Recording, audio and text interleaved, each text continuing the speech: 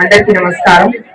ఇండుపల్లి గ్రామస్తులకు అలాగే గ్రామ పెద్దలకు అలాగే మా కూటమి నాయకులందరికీ కూడా నా నమస్కారాలు.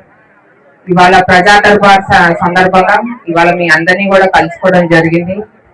ఇంతమంది ఆడోళ్ళు ఇవాళ రావడము చాలా సంతోషం నాకు, మీ అందరినీ చూసినందుకు. ఈవేళ అలాగే ప్రజా దర్బార్ లో మీ అందరి సమస్యలు తెలుసుకొని ఇక్కడ ఇక్కడే ఒకవేళ వెంటనే పరిష్కరించవలసిందిగా కూడా నేను ఆల్రెడీ ఎంఆర్ఓ గారు చెప్పాను. నా దగ్గర ఒక రెవెన్యూ సమస్య ఒకటి వచ్చింది.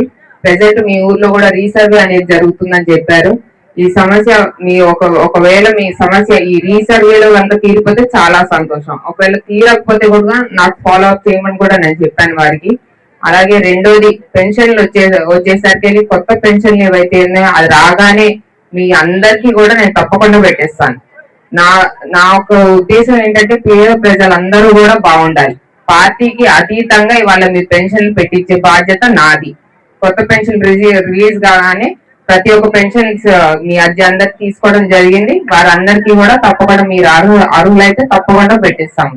అలాగే ఇళ్ల స్థలాలు రేపు వచ్చే ఉగాదికి మీకు ఒక గుడ్ న్యూస్ వస్తుంది ఇళ్ల స్థలాల పైన. అప్పుడు కూడా మీ అందరికీ కూడా ఈ కూటమి ప్రభుత్వం ఉన్నదే పేదల కోసం. వారికి పార్టీకి అతీతంగా నేను ఇవాళ ఇక్కడ పనిచేస్తున్నాను. ఏ పార్టీ అయినా సరే పేదవాడు అనేవాడు నేను పార్టీ చూడను. పేదవాడిని చూడగానే పేదవాడు అర్హుడైతే తప్పకుండా వాళ్ళకి ఇళ్ల స్థలం అనేది పెన్షన్ అనేది తప్పకుండా కూటమి ప్రభుత్వం ఏర్పాటు చేస్తుంది. అలాగే మీ ఊరికి ఇంత ముందు వచ్చినప్పుడు నాకు రామరాజ్ ఆయకట్టు గురించి చెప్పారు. దానికి నేను ఆల్రెడీ 19 లక్షలు గ్రాంట్ చేసి ఉన్నాను, శాంక్షన్ చేసి ఉన్నాను. ఆ పనులు కూడా త్వరలో చేపడతాము.